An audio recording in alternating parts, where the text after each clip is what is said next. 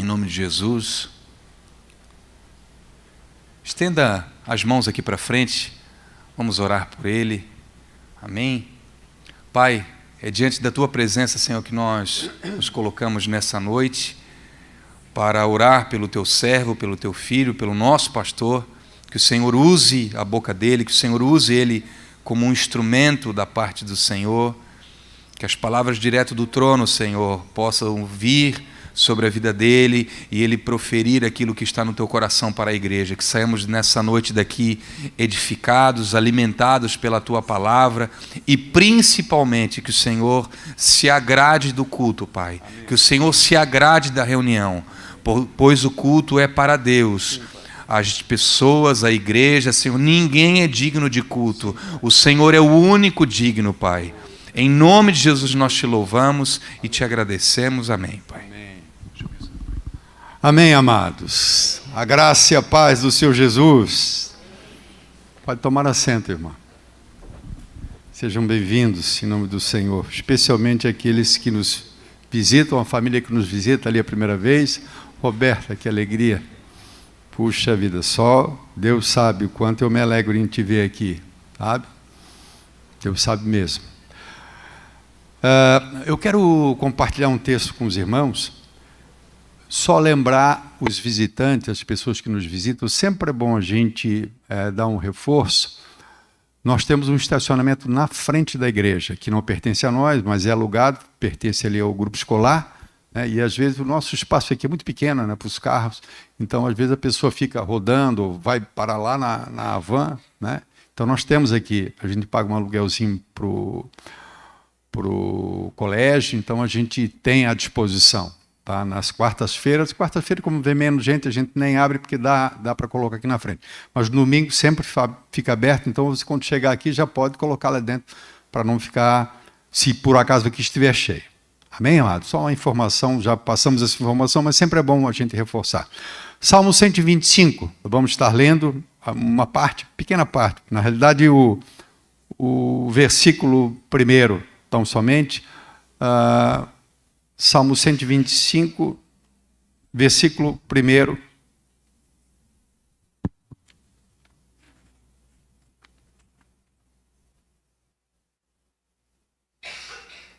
A palavra diz que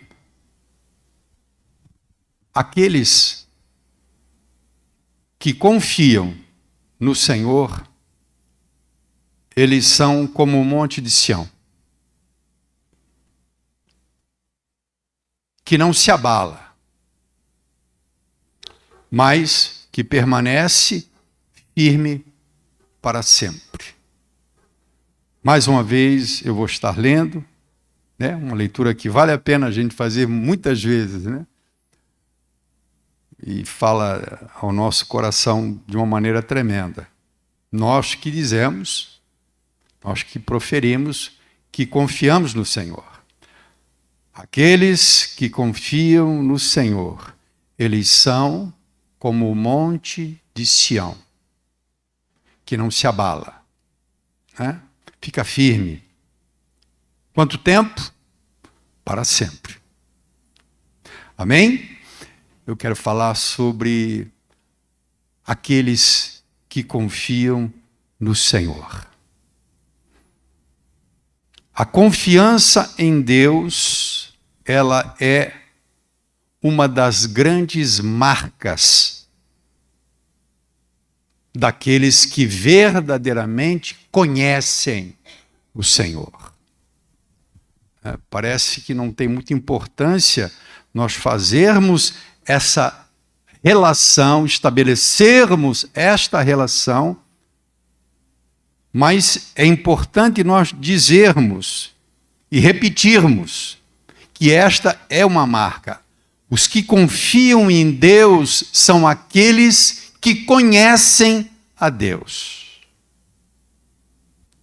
Não seria muita pretensão, né, o pastor dizer que os que confiam em Deus são aqueles que conhecem a Deus?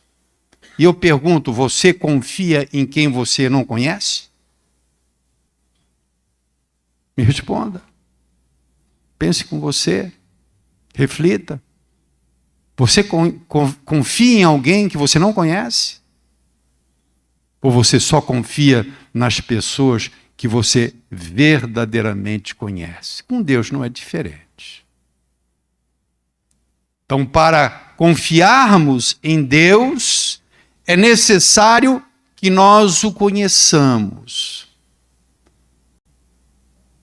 E conhecer a Deus não depende da vontade do homem, não depende do trabalho de um pastor, de uma igreja, de uma denominação.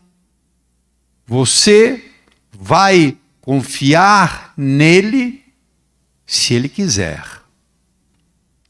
É claro que muitas vezes em nosso clamor, nós dizemos, puxa Deus, eu quero confiar mais em Ti, eu quero confiar em Ti, Senhor. Mas a confiança, ela é e o conhecimento de Deus é algo reservado àquilo que a Bíblia chama de escolhidos de Deus, eleitos de Deus. Você é um escolhido de Deus, amado. Você é um eleito, você é uma eleita de Deus. Por isso você pode confiar em Deus. E a promessa e a afirmativa da palavra de Deus é que aqueles que verdadeiramente confiam em Deus, esses permanecem inabaláveis. Puxa, pastor, na última semana eu tenho me sentido uma gelatina. Sabe como é gelatina? Aquela gelatina fica assim, né? E não é assim às vezes? É, às vezes é assim. Puxa, pastor, não parece isso uma contradição? Se a Bíblia diz que aqueles que confiam no Senhor são como o monte de Sião, que não se abala, mas permanece para sempre, como é que o que o pastor disse? E essa semana eu estava pior do que uma gelatina. Será que eu não confio? Será que eu não conheço Deus? Porque o Senhor está dizendo que quem conhece Deus, confia nele. E eu quero dizer para você que o conhecimento de Deus, ele é uma trajetória. Ele é como se fosse uma escadaria, aonde a gente começa aos poucos e à medida que a gente vai tendo experiências com Deus e à medida que a gente vai conhecendo Deus, é uma coisa puxa a outra. À medida que eu vou conhecendo Deus, na mesma proporção eu vou confiando em Deus, e à medida que eu vou confiando em Deus, eu vou mais me liberando para Deus, eu vou tendo mais experiências com Deus, eu mais vou conhecendo a Deus, e quanto mais eu vou conhecendo a Deus, mais eu vou confiando a Deus. Uma coisa traz a outra, uma coopera com a outra, de tal maneira que, assim como o meu conhecimento ele é progressivo, a minha confiança em Deus ela é progressiva. É claro que a Bíblia está falando de um status, de uma condição, de uma posição de confiança que Deus requer para nós. E Deus certamente há de nos levar a uma posição em que não importa aquilo que aconteça fora de mim e dentro de mim, e eu permanecer inabalável. Não se iluda. Isso não é para privilégio de poucos dentro da igreja. Isso é para todos. Evidentemente não é para o mundo, porque o mundo confia mais em si e porque o mundo não conhece Deus. E eu torno a dizer, ninguém pode confiar em Deus sem antes o conhecê-lo. Da mesma maneira como você não confia. Você tem uma empresa, você recebe um funcionário, ele está numa experiência de 30 dias dentro da sua empresa. Aí você entrega o cartão de crédito na mão dele, talão de cheque na mão dele. Você faz isso? Você não faz isso. Pô, mas por que você não faz isso? Se eu não conheço esse cara ainda, como é que eu vou confiar nele? Como é que nós podemos verdadeiramente confiar em Deus se ainda não o conhecemos? Oséias nos diz, conheçamos o Senhor e prosseguimos em conhecê-lo. Devemos conhecer mais a Deus, e quanto mais o conhecermos, mais confiamos. Não é fácil a gente se entregar, né? Parece que a gente vai se entregando aos poucos, e aos poucos a gente vai o conhecendo, e a gente, opa, isso aqui é de Deus, né? A gente conhece Deus em parte pela sua palavra. Jó disse isso no final da sua experiência. Jó conhecia Deus? Conhecia. De como? De ouvir falar. Né? Ele disse, eu te conhecia de ouvir falar. Não somente ouvir o falar de Deus, mas entendo que ouvir falar sobre Deus. Mas agora os meus olhos te veem. Agora é diferente. Agora eu entrego tudo nas tuas mãos. Né? No início é uma entrega meio com reservas. Ah, não, pastor, eu não sou assim. Eu me entrego totalmente. Não é verdade. A gente se entrega meio com reservas. Né? Mas aí a gente vai conhecendo a Deus e a gente vai confiando em Deus. E chega uma hora, irmãos, que verdadeiramente essa palavra se confirma. Não importa o que suceda, não importa o que aconteça, a gente permanece como o Monte Sião, a gente fica inabalável. Né? É maravilhoso isso. Né? Essa carreira é uma carreira de aperfeiçoamento, de crescimento, de amadurecimento. E eu quero dizer para você que a nossa confiança em Deus, ela amadurece também. Né? Muitas vezes a nossa confiança é uma confiança menina, né? Por justamente não conhecer bem o Senhor ainda, mas a gente já está no caminho, né? com aquele gozo das primeiras experiências, mas à medida que nós vamos efetivamente conhecendo Deus, essa confiança se torna mais amadurecida. E eu acho que é isso que Deus quer nos proporcionar, né? Uma confiança decorrente de um conhecimento a respeito do seu amor. Você conhece o amor de Deus? Bom, a Bíblia diz que Deus me ama, pastor. Sim, é verdade. E você pode crer nisso. Mas quer dizer que você conhece esse amor na sua vida? Sim, pastor, eu conheço. Eu passei assim, eu já vivi isso, já vivi aquilo, e Deus provou. Não somente através da sua palavra, onde a Bíblia diz que Deus prova o seu amor por nós, dando o seu Filho, entregando ele na cruz. Essa é a prova de Deus. Mas Deus vai além disso. Deus conhece o nosso coração e Deus sabe, irmão, que no fundo a gente precisa de algumas amostras. Deus é misericordioso. Então, se nós conhecemos o seu amor, se nós conhecemos o seu poder, você conhece o poder de Deus? Puxa, eu já ouvi falar de muitos milagres que Deus fez, eu já ouvi testemunhos. Eu quero saber se você já experimentou o poder de Deus na sua vida. E à medida que você vai tendo essa experiência com Deus, você vai conhecendo Deus, mais e mais conhecendo. E à medida que a gente conhece Deus, a gente vai entregando. Caramba, você faz tudo para esse funcionário e bota tudo na mão dele. Eu conheço ele, cara. Está comigo aqui há 10 anos, já tivemos tanta coisa aqui dentro. Não tem como confiar nesse guri ou nessa funcionária. Né? O tempo, a experiência, o convívio, a relação, né, nos leva ao conhecimento, e o conhecimento nos leva a essa confiança. É uma coisa que interage, eu sempre digo. Né? Quanto mais eu confio em Deus, mais eu me exponho e mais eu me libero, mais eu me entrego a experiências, a perigos, a riscos. E aí, quanto mais eu me exponho a riscos, mais eu conheço Ele. E quanto mais eu conheço, a confiança mais aumenta. O fato de eu conhecer Deus, o fato de eu confiar em Deus, verdadeiramente, o que isso me garante? Eu tenho que abordar isso porque isso faz parte, conforme eu disse anteriormente, de uma fé, de uma confiança madura. Né? Você confia em Deus? Meu irmão, eu confio plenamente em Deus. E o que essa confiança te garante, pastor? O que você tem de garantia pelo fato de você confiar em Deus? Bom, existem coisas que me são garantidas pela sua palavra.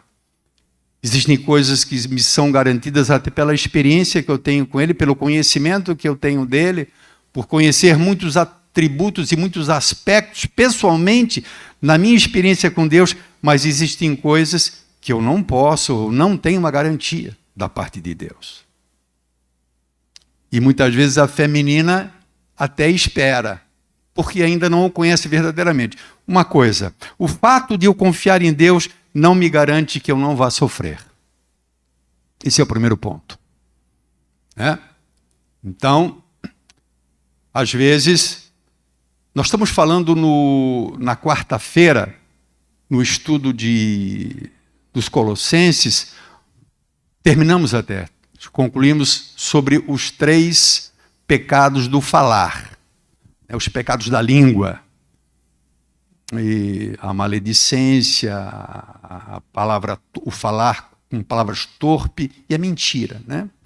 E falamos sobre as motivações da mentira, o que nos leva muitas vezes, ou as pessoas a mentirem, e mesmo pessoas que têm alguma experiência com Deus.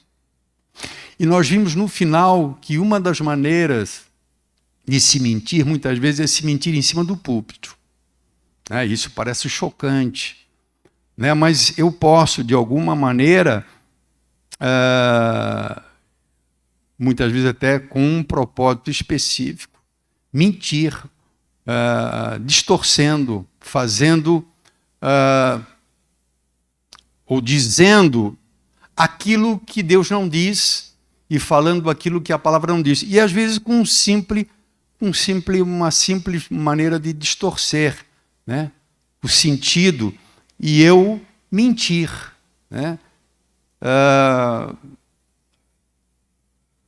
Eu não sei se você já ouviu falar, de pregadores que dizem que quando você vem para Cristo, acabou o sofrimento. O sofrimento é para o ímpio, o sofrimento é para o pecador. O nosso Deus é um Deus de amor. O nosso Deus não tem sentido. Que Deus é esse? E você passar por isso e passar por aquilo, isso não é de Deus. Deus não quer isso para você.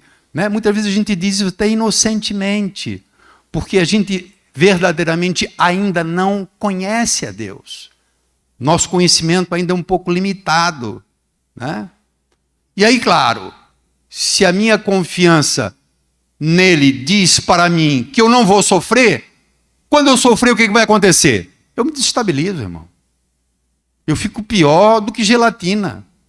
Mas quando eu sei que muitas vezes ele usa o sofrimento até para trabalhar meu ser, para tocar em pessoas, então essa confiança me faz permanecer inabalável diante da adversidade, diante da luta, e eu permanecer firme, porque eu sei em quem eu confio.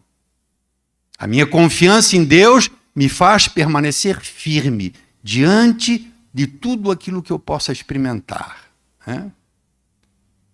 Então, se eu conheço verdadeiramente Deus, e eu conheço a sabedoria de Deus, que é um atributo de Deus, eu sei que Ele, na sua sabedoria, pode até usar o sofrimento e as lutas que eu experimento para crescer. Pastor, mas onde é que está isso, pastor? O seu Deus não é o meu Deus.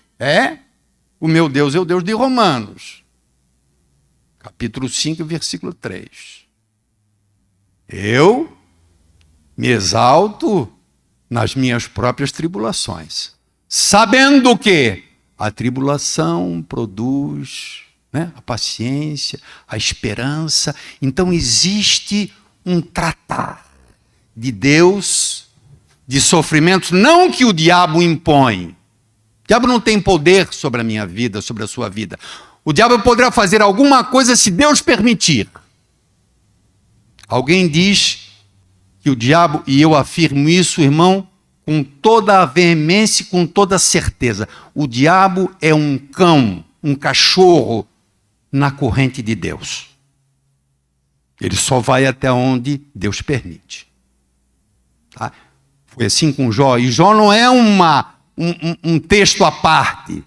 Jó é uma amostra do que muitas vezes acontece. Quando Jesus disse para a igreja de Esmirna ou Filadélfia, acho que de Esmirna, ele diz: o diabo está para lançar alguns de vós na prisão. Ué? Sim, senhor, o que tu faz? Tu não faz nada? Tereis tribulação de 10 dias. Não temas o que tens que sofrer. O que está acontecendo? Deus perdeu o controle? Não, claro que não. Mas ele diz que é o diabo que vai lançar. Mas ele está no controle. Por isso que Martinho Lutero dizia, ou Calvino, que o diabo é um cachorro na corrente de Deus. Não é um cão de estimação, irmão, não vá distorcer, né? Mas ele tá no limite de Deus. Deus diz para ele: vá lá, não toque na vida dele, de Jó. Tá bom. O diabo vai lá e faz como Deus manda, não tem.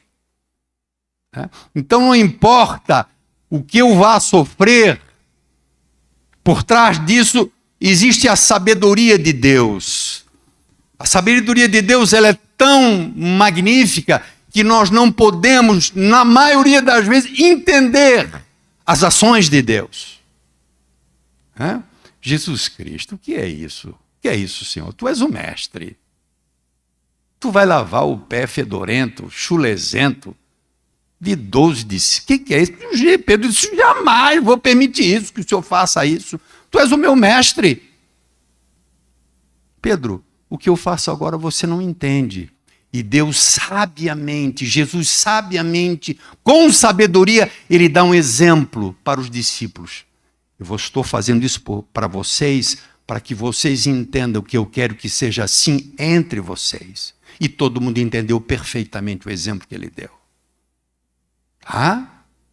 Então, as coisas que Deus faz em nós, elas têm um propósito, muitas vezes é um crisol de Deus.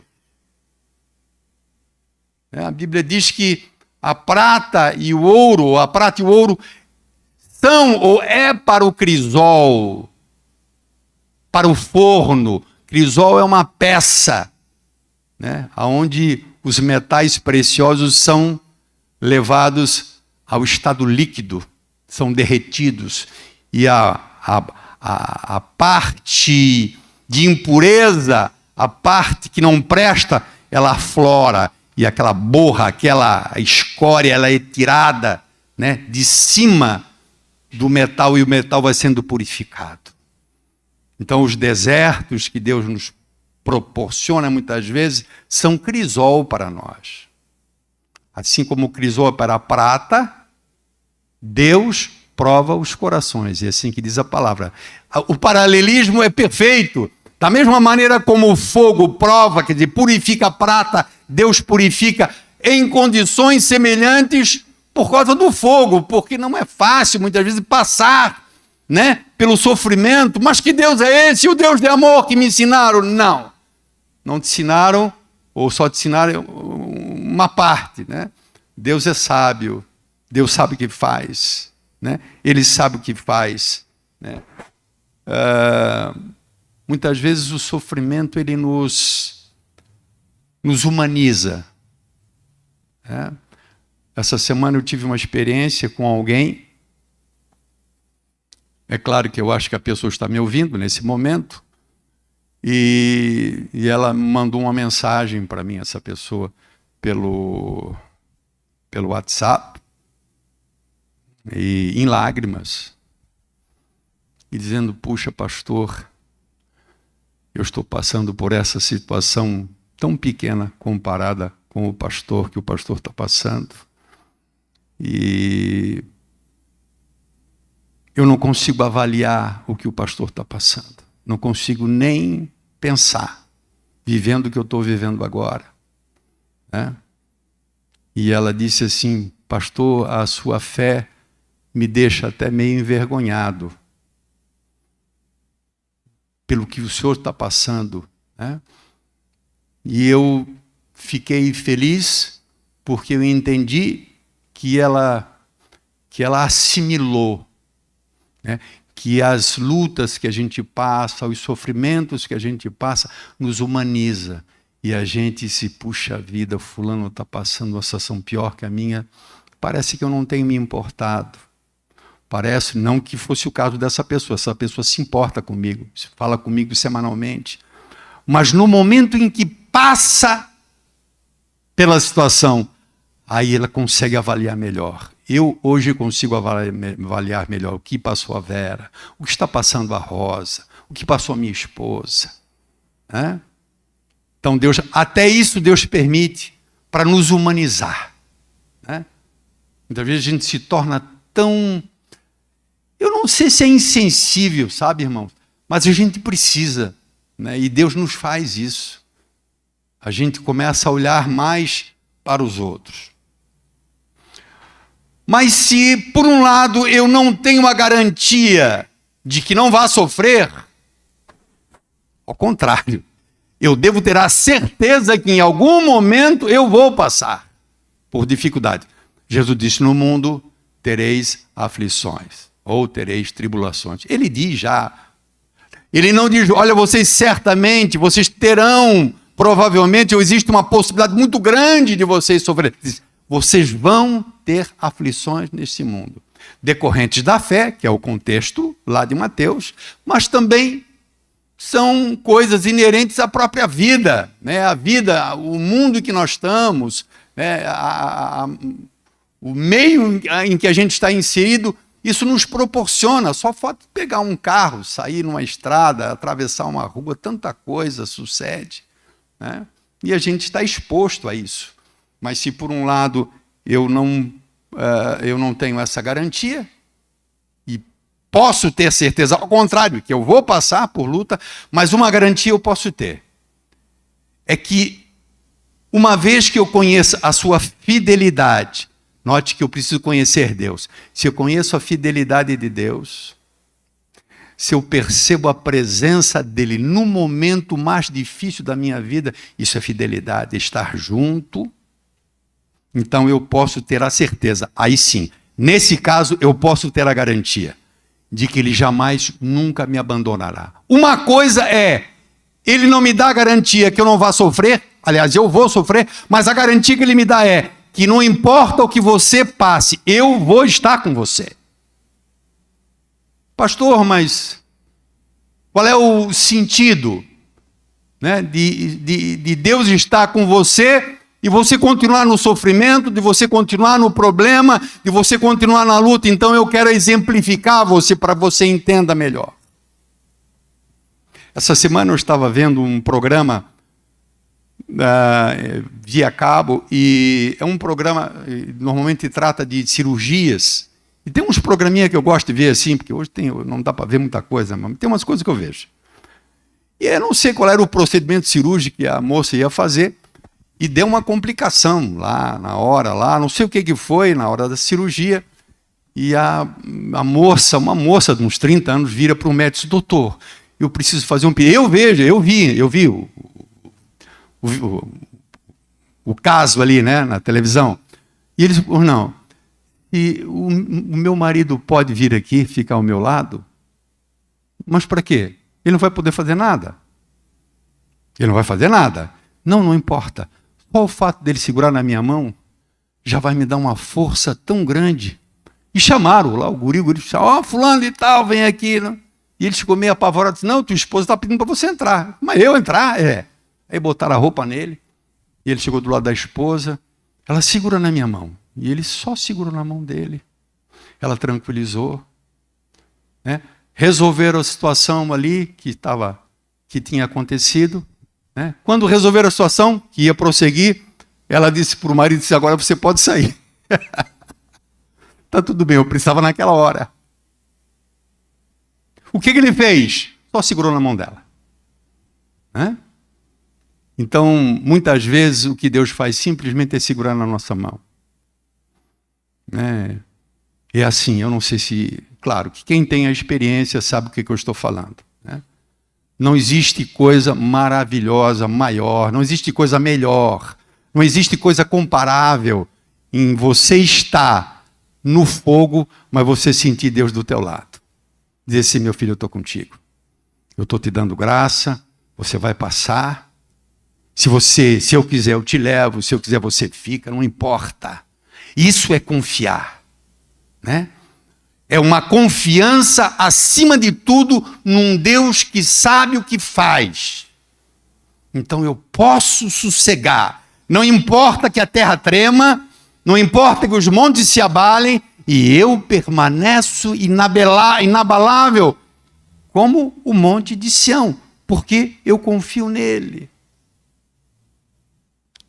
Deus dá essa promessa ao seu povo, de estar junto com o seu povo. Já pela boca do profeta Isaías, lá no capítulo 43, Deus disse para ele, quando você passar pela água, eu vou estar com você. Quando você passar pelo rio, eles não vão te submergir. Quando você passar pelo fogo, a chama não tocará em ti. Sabe o que significa isso? É que a gente não sai do processo destruído. Alguém acha que não vai acontecer nada, não. Muitas vezes coisas acontecem, mas a gente sai renovado, a gente sai mais forte, a gente sai mais confiante, porque Deus está conosco. Deus está com você? Eu creio que sim. É tão bom quando Deus está com a gente. O rei e salmista e profeta Davi, ele diz na sua palavra, naquele salmo pouco conhecido, Salmo 23, ainda mesmo que eu ande pelo vale da sombra da morte, não temerei. Por quê? Porque tu estás comigo. A garantia de que Deus está conosco é tudo o que nós precisamos ouvir. Cambaleando, se arrastando, tropeçando, não importa. A nossa fé não é uma fé triunfalista. A nossa fé é uma fé que se submete a Deus e confia plenamente no Deus que tudo pode, mas no Deus que sabe o que faz. É assim. Por isso nós não titubeamos. Quem ouviu o meu testemunho aí umas 2 semanas atrás, o meu testemunho que eu dei para o médico em São Paulo, entende o que eu falo ali.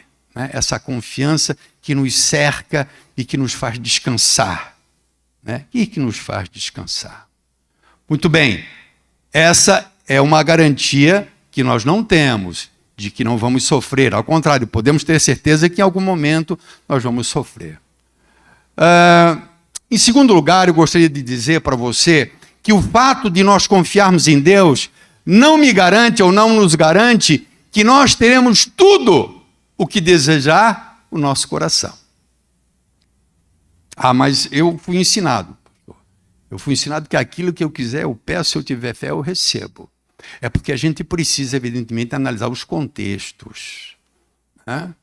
Se é assim como você diz, então eu posso orar a Deus e pedir a Deus, porque eu tenho essa fé de que Deus pode matar a minha mulher, me deixar viúvo e eu casar com uma modelo de 20 anos de idade. Aí também não, né, pastor? Então, não é tudo? Não é tudo.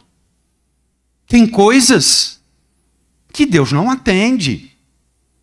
Tem coisas que estão no meu coração que não está no coração de Deus. E eu não preciso chegar num extremo tão grande.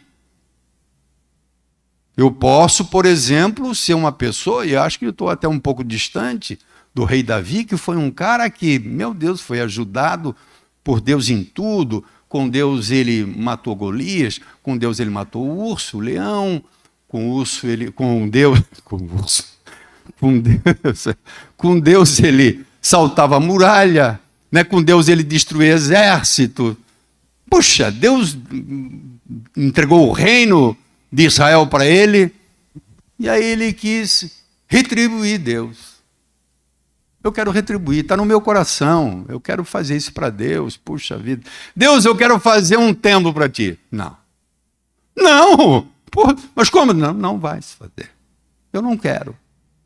Mas, Senhor, mas ele é lindo, Senhor, eu quero fazer uma coisa de primeira. Não é aquela tenda lá que tu tem lá, né? Aquela com pele de cabra. Eu quero fazer uma coisa top, na nossa palavra de hoje. Top, top, Senhor. Com ouro, tudo ouro, Senhor. Não quero, Davi. Não preciso disso. Tu não vai fazer. E pronto. Não é minha vontade. Que desejo mais maravilhoso, que motivação linda que estava no coração de Davi. De Deus, não é tu. Tu não vai. O teu filho vai. Você não vai. Mas eu posso falar em pessoas que tiveram uma experiência, ou foram uma referência, eu acho que melhor até do que Davi, que foi o apóstolo Paulo, né? Que entregou a sua vida pelo Evangelho, sofreu pelo Evangelho, se expunha ao Evangelho. Ele mesmo dizia, olha, eu não tenho a minha vida em nada por preciosa, mas coube a Deus, né? Botar um espinho, o que ele chama de espinho, né? No seu corpo, muito provavelmente no seu corpo. A discussão ela é muito, não é muito grande, mas existe pelo menos umas 3 opções do que viria a ser esse espinho na carne, mas existe uma grande concordância de que muito provavelmente era algo físico, alguma doença, né? E se está de acordo com Gálatas, muito provavelmente era uma enfermidade nos olhos. Quando você olha um detalhe lá em Gálatas, dá a impressão que o problema era na vista. E ele sempre orou pelo quê? Ele orava pela igreja. As orações de Paulo o tempo todo pedindo para que Deus, sabe, abençoe a igreja, que Deus dê entendimento à igreja, que Deus dê discernimento à igreja, né, que a igreja seja aperfeiçoada. As orações de Paulo sempre foram nesse sentido, de que Deus abrisse portas para pregar o evangelho, para que outras pessoas fossem convertidas através do evangelho. Aí uma vez ele pede para Deus, para que Deus tirasse o seu espinho, né, para que Deus o livrasse daquele mal, e Deus diz, não.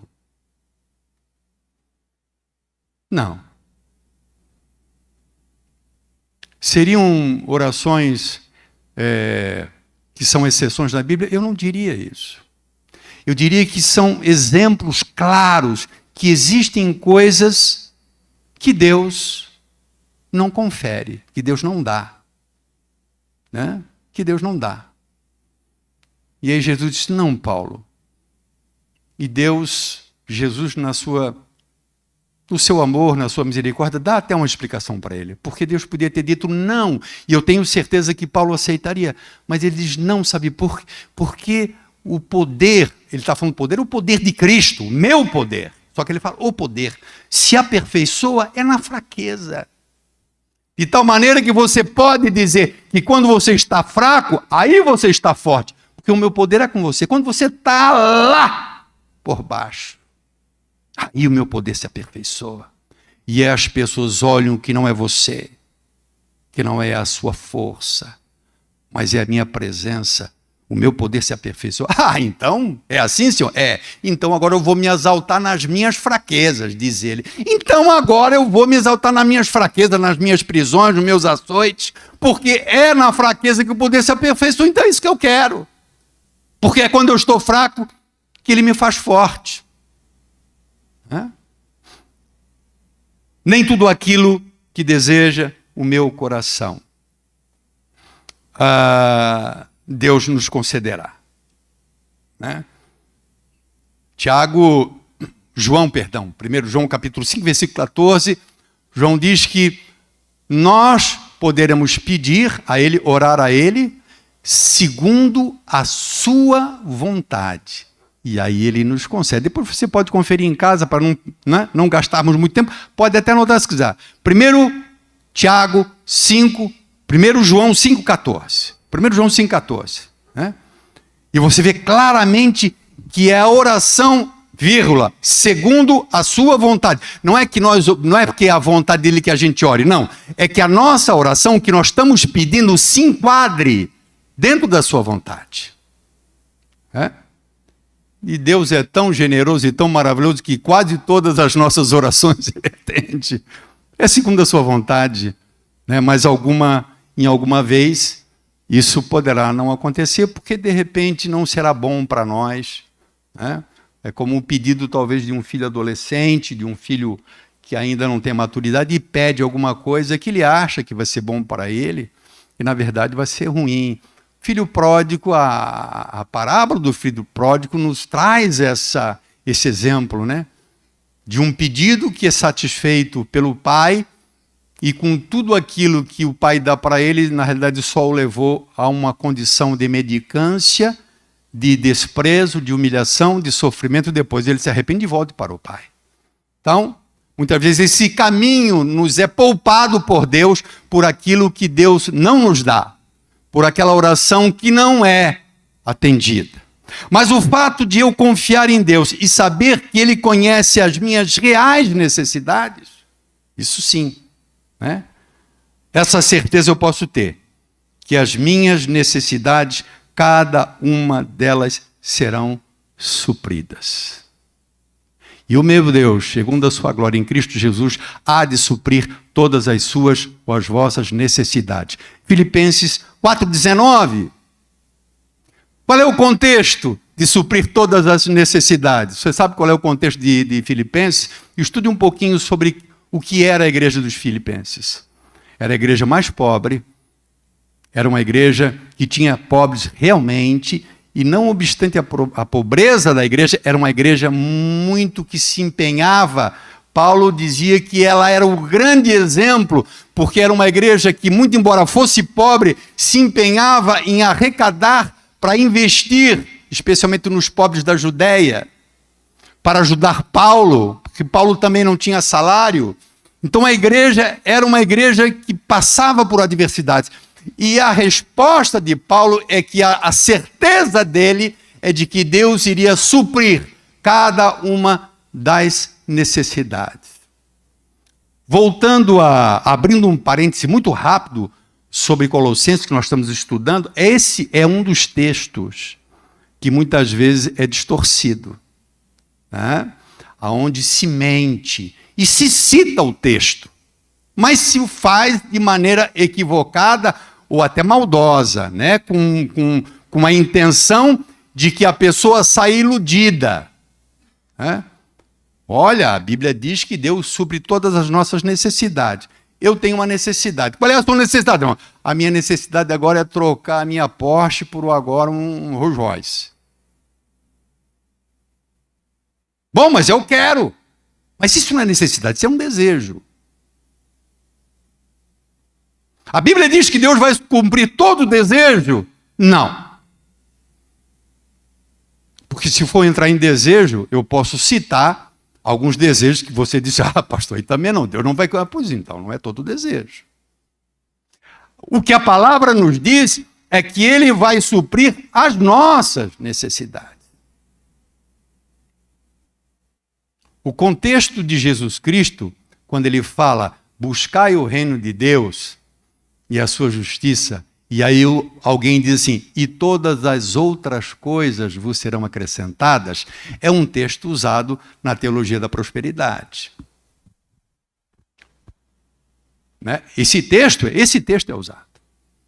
Buscai o reino de Deus e todas as outras coisas vos serão acrescentadas. E quando você vai para o texto, você vê Jesus falar, primeiro, que os seus discípulos, e ele falava principalmente para pessoas desprovidas de recurso financeiro, então eram pessoas pobres, e a preocupação daquelas pessoas pobres não era a nossa ou a tua preocupação muitas vezes, puxa, agora eu vou sair de uma casa assim, vou para uma casa maior, vou sair daquele apartamentozinho de aluguel, agora eu vou para um apartamento melhor, agora eu vou poder comprar um carro mais confortável. A preocupação deles não era esse tipo de preocupação. A preocupação daquelas pessoas é, será que eu vou ter alguma coisa para comer hoje? A preocupação é, será que eu vou poder me vestir? Porque Jesus diz, não estais ansiosos com a vez de comer, com que a vez de vestir. Então Jesus está falando de necessidades básicas. Muito embora Ele possa nos dar muito mais do que necessidades básicas. Se eu disser que não, eu sou mentiroso. Se algum de nós aqui disser que não, será mentiroso, porque certamente nós temos sido abençoados, além das nossas necessidades. Mas eu não posso fazer disso uma regra. Não posso dizer que isso é uma garantia para aquele que confia em Deus. A garantia que eu tenho em Deus é que as minhas necessidades serão supridas. E Deus sabe o que eu necessito ou o que eu desejo, que são duas coisas distintas. Distintas. Essa palavra muitas vezes é usada nesse sentido, que eu falei de Mateus, né? Meu irmão, busque o reino de Deus, faça compromisso com a igreja, faça campanha, né? Faça sacrifício, aí vem a história do sacrifício, sacrifique para Deus, faça um monte de coisa, e aí busque esse Deus aí, e todas as outras coisas serão acrescentadas. E a Bíblia não diz isso. A Bíblia, aquele contexto é para as necessidades, é meu povo, busque a Deus, olhem para Deus, né? E essas coisas que Deus sabe que vocês precisam. Jesus, Ele sabe muito bem que vocês precisam dessas coisas. Ele sabe que a gente precisa se vestir, Ele sabe que a gente precisa se alimentar, a gente sabe que a gente precisa Ele sabe que a gente precisa de um teto, Ele sabe que a gente precisa de um trabalho digno, Ele sabe disso. Mas Ele é tão misericordioso que até algumas coisinhas a mais Ele nos dá às vezes. Às vezes Ele nos dá, às vezes não.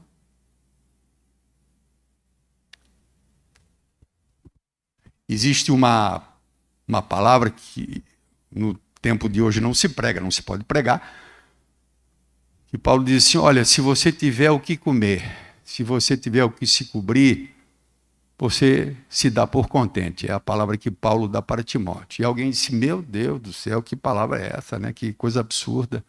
Agora essa eu vou me contentar só com a minha roupa e com a minha comida. É porque a gente tem que entender os contextos em que foram escritas as palavras. A palavra que foi escrita no primeiro século, a igreja era perseguida de uma maneira, irmãos, infernal. Os pais da igreja, a história da igreja conta, isso não está na Bíblia, claro, contam que famílias que tinham ligação com César, que se convertiam e passavam a catar comida na rua, se tornavam pobres. O contexto da igreja do primeiro século era de pobreza, de perseguição. E Paulo traz uma palavra dessa totalmente ilógica, né? E alguém hoje, então, né, diria isso que seria um absurdo. Mas naquele tempo, essa palavra tinha o seu cabimento. Mas a palavra para nós não é de que tudo o que nós quisermos, Deus nos dará.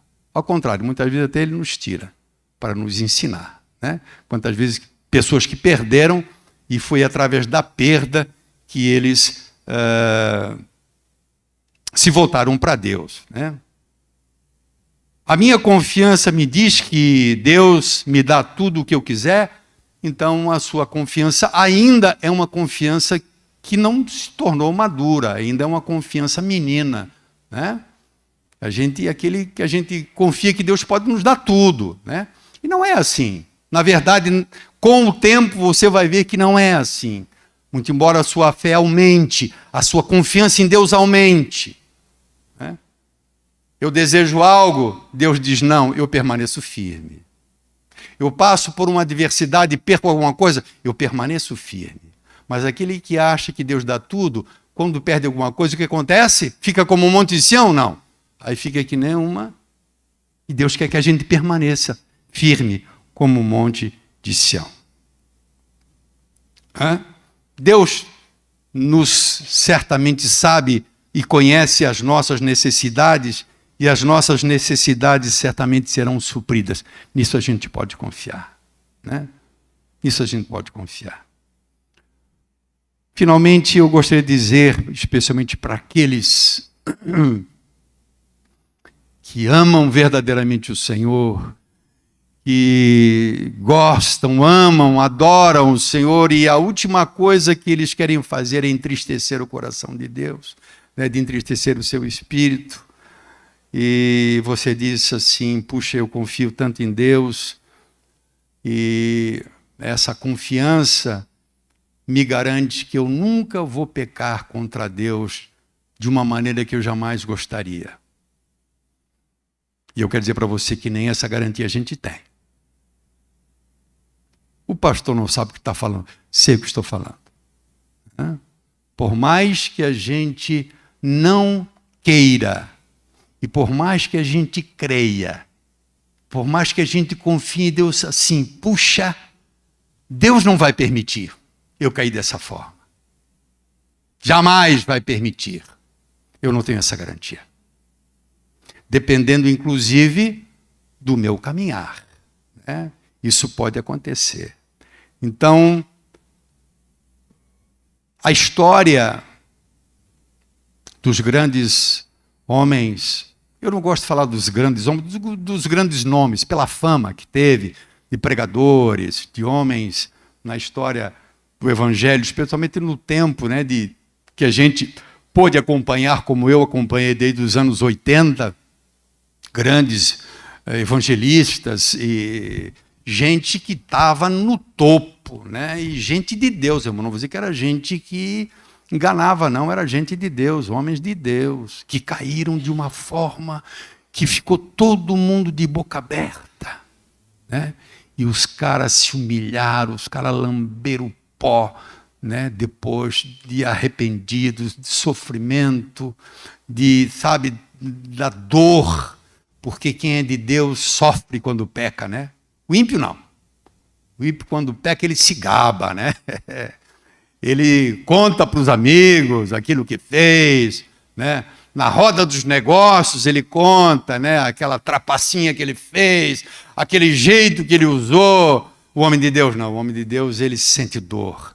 Ele não se conforma, Ele fica triste, Mas muitos homens, e eu quero dizer para você que isso é muito, talvez não seja o caso das pessoas que normalmente ficam numa condição de não se expor publicamente em ministérios, como alguns homens, que vão crescendo, e muitas vezes as pessoas vão idolatrando, e as pessoas vão se exaltando, e não vão tendo esse discernimento e esse cuidado de não permitir, ou pelo menos de não pedir a Deus que não permita que o coração se exalte diante da exposição, ou diante da prosperidade, do crescimento de um ministério, E a pessoa se exalta, e a pessoa começa a se achar, E de repente ele vai acreditando no coração, irmão, que ele é diferenciado, que ele não é que nem você, que nem eu, que ele está num patamar acima, e Deus conhece quando o coração se exalta, e muitas vezes Deus puxa. Eu vou repetir, e Deus nos leva, muitas vezes, ao tropeço para que a gente aprenda. Foi isso que aconteceu com muitos homens no passado.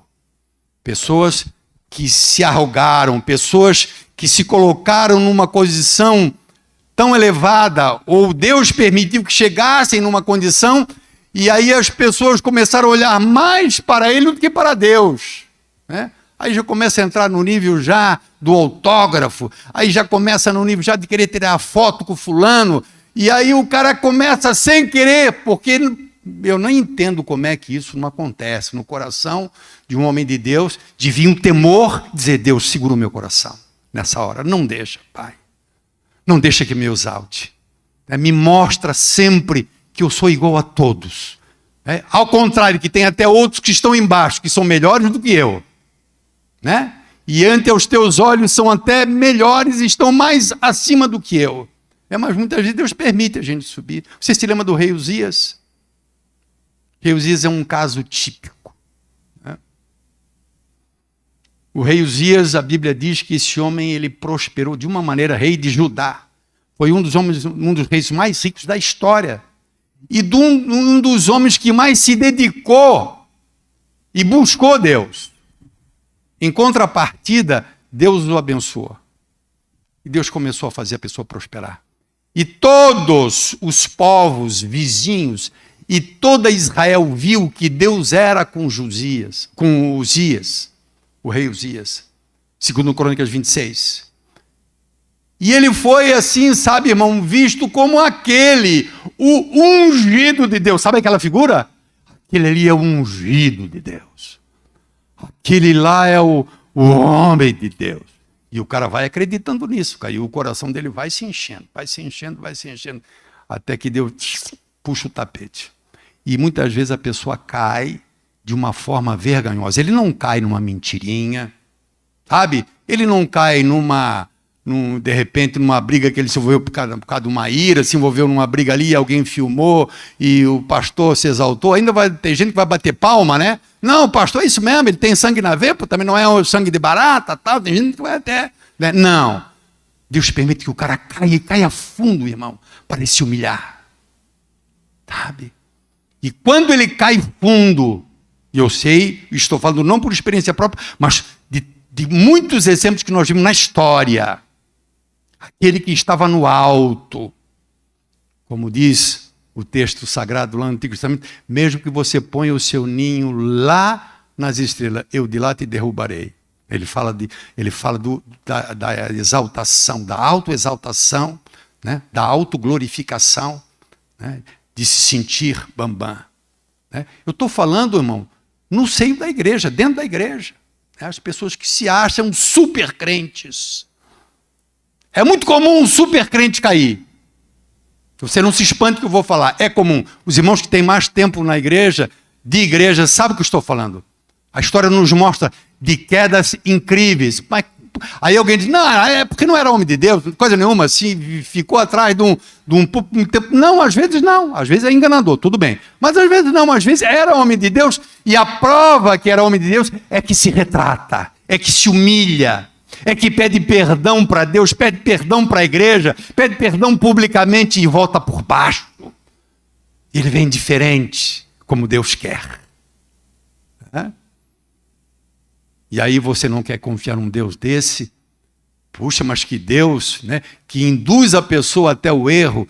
Deus é assim muitas vezes, irmão. Deus pode, eu não diria nem nos induzir ao erro, simplesmente, irmã, tirar a graça dele da nossa, por um minuto. Essa graça que nos sustenta, essa graça que nos faz caminhar. E deixa Deus só na nossa, só na carne, irmão, sabe? Hã? Só na carne. Nos termos de Deus, só na picanha. Né? E aí, o que acontece? É rapidinho, irmão. Né? Passa um rabo de saia, passa um negócio, o cara não aguenta, o cara, puf, cai. E alguém já está lá, bate a foto, já vê, já manda, bota... E o cara cai, o cara é exposto, né? E aquele ungidão vai lá embaixo. Então, a palavra de Deus, ela não nos dá essa garantia. Essa confiança em Deus não me garante isso. Se o meu pé vacilar, Deus pode me tratar. De qualquer maneira, né, que Deus nos aperfeiçoe, né, a nossa confiança nele. Que Deus nos leve a esse crescimento no conhecimento dele. Né, e a gente possa confiar e saber que pelo fato de eu confiar nele, nem tudo que eu peço eu terei dele. É. Mesmo que eu confie plenamente nele, eu poderei passar por situações de sofrimento que eu não imaginaria. Eu posso passar. A palavra dele não me garante e a minha confiança não me dá essa garantia. É. Mesmo que eu confie nele, eu não devo ter a certeza de que eu não venha a cair em algum momento. Mas, para terminar, se eu conheço verdadeiramente a sua misericórdia, se eu conheço verdadeiramente o seu amor, uma coisa eu posso ter certeza se eu cair. Eu não tenho a certeza que eu não vá cair. Eu posso cair, mas uma coisa eu tenho certeza. Se eu cair, o seu Espírito me levará ao arrependimento e ele me perdoará. Essa certeza eu tenho.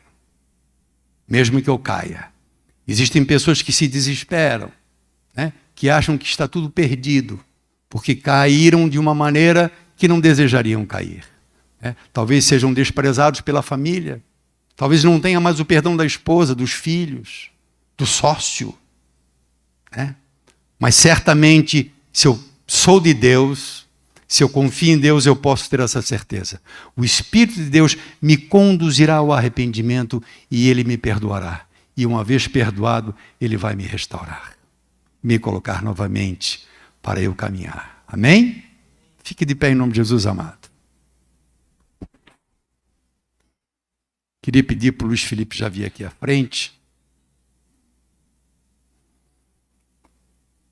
A nossa confiança é aquela confiança que declara que Deus é o nosso refúgio. Deus, Ele é a nossa fortaleza.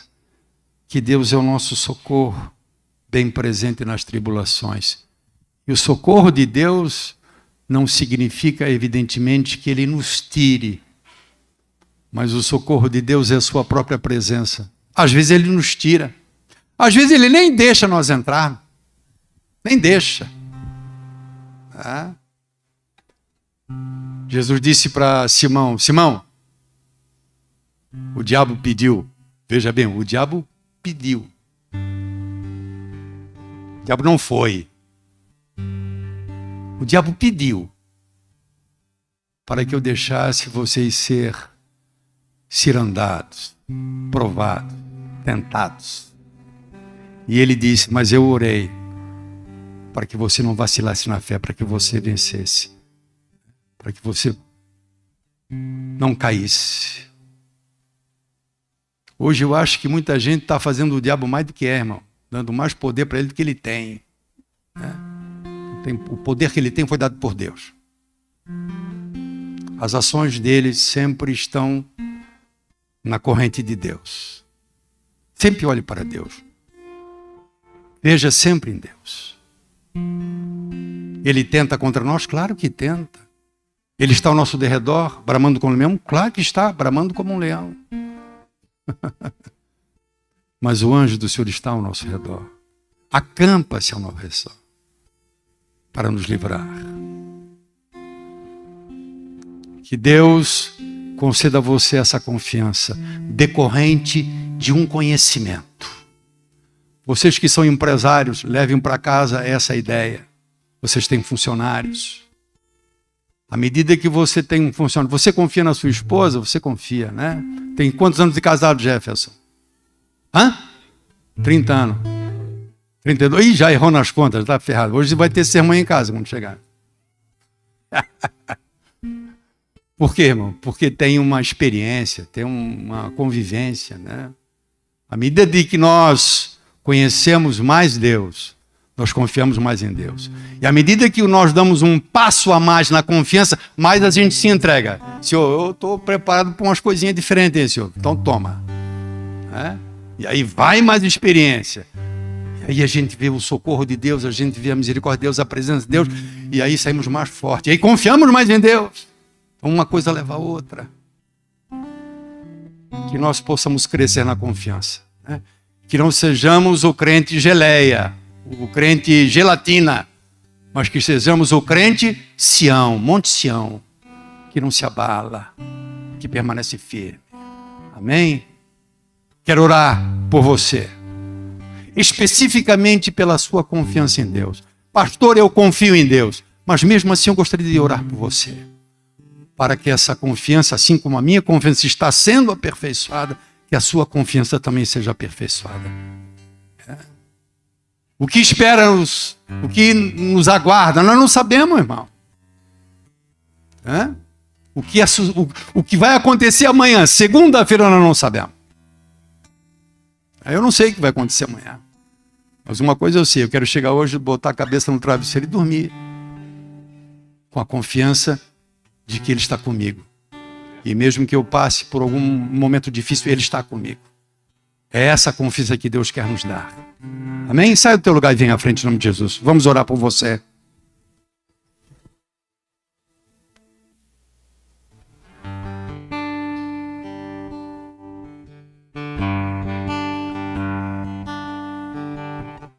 Seguro estou nos braços daquele que nunca me deixou.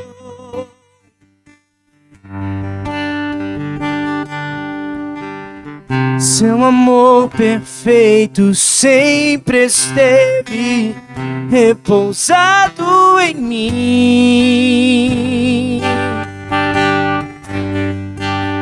E se eu passar pelo vale acharei conforto em teu amor, pois eu sei que és aquele que me guarda,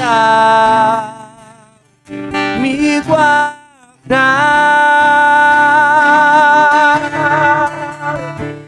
Em teus braços é meu descanso,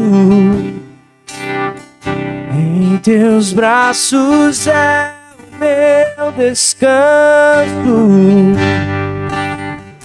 em teus braços é o meu descanso, em teus braços é o meu descanso.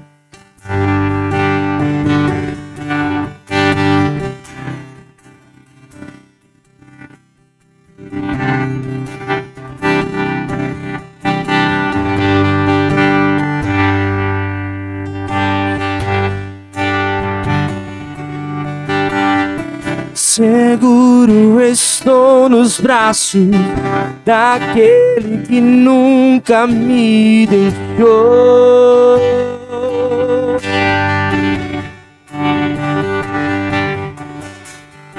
Seu amor perfeito sempre esteve repousado em mim.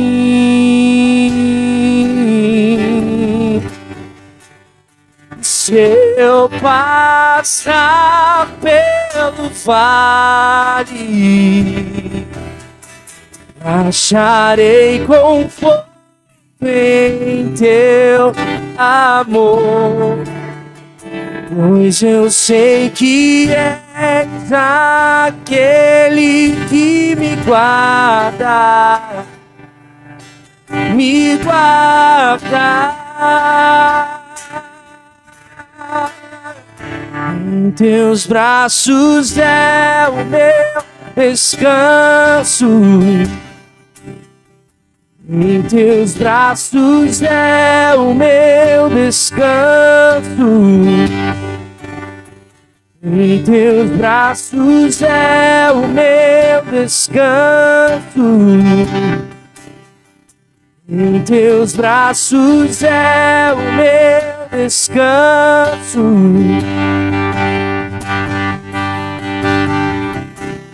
Caio em tua graça, caio de novo em tuas mãos, caio em tua graça,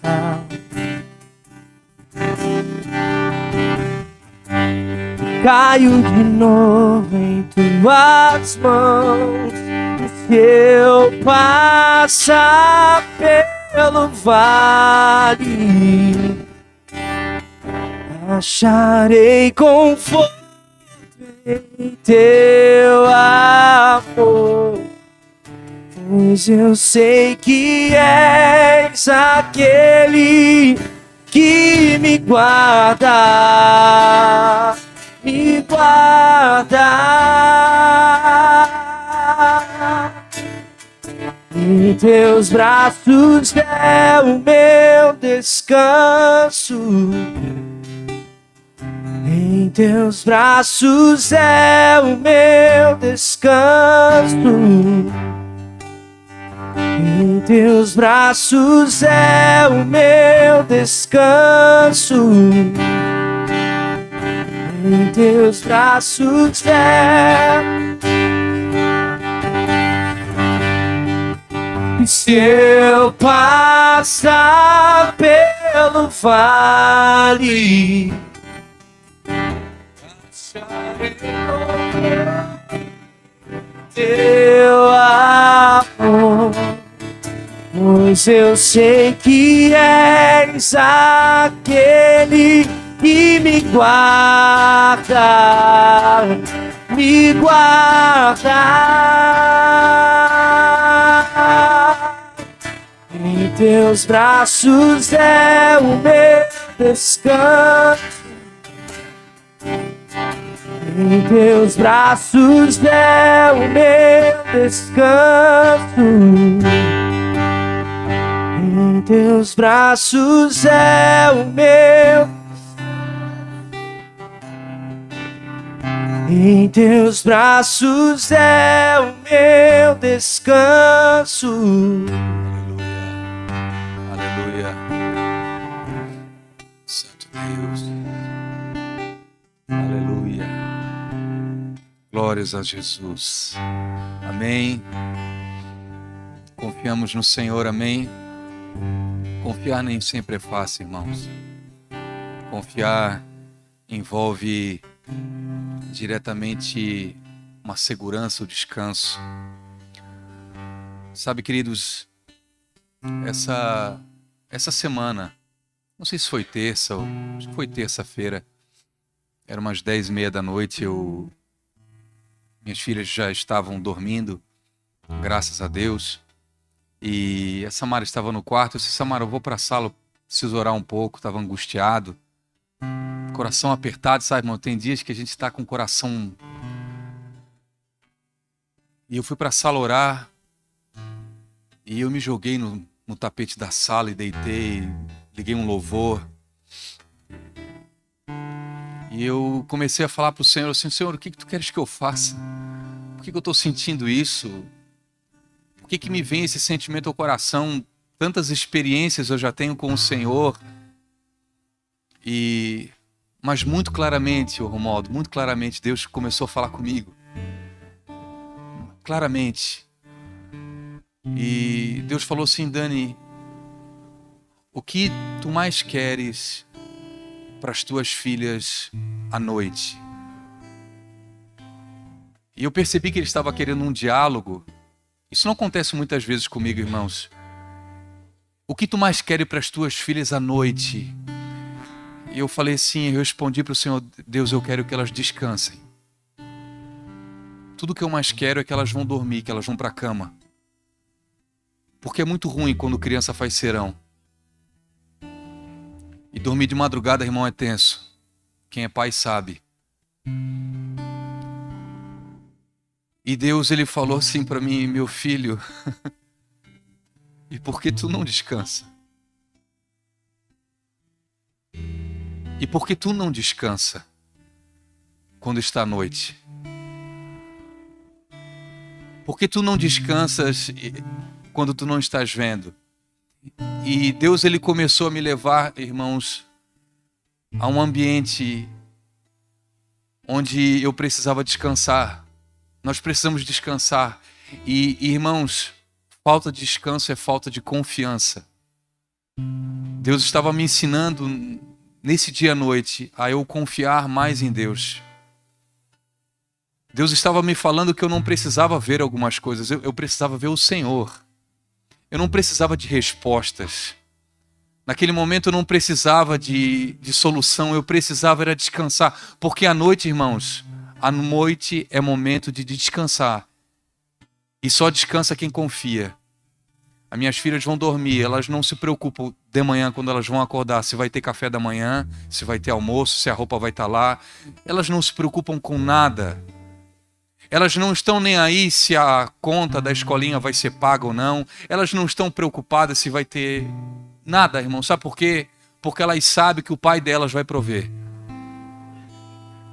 E sabe por quê que muitos de nós, irmãos, inclusive o pastor que está aqui, nós às vezes estamos acelerados e ansiosos, preocupados porque nós ainda precisamos aprender a confiar mais em Deus.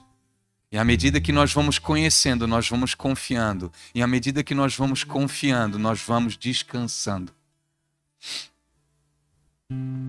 Que você tenha uma semana abençoada, meu querido. Que você tenha uma noite de descanso. E que espiritualmente você venha descansar. Amém? O Senhor nos instruiu que nós não devemos andar ansiosos por coisa alguma.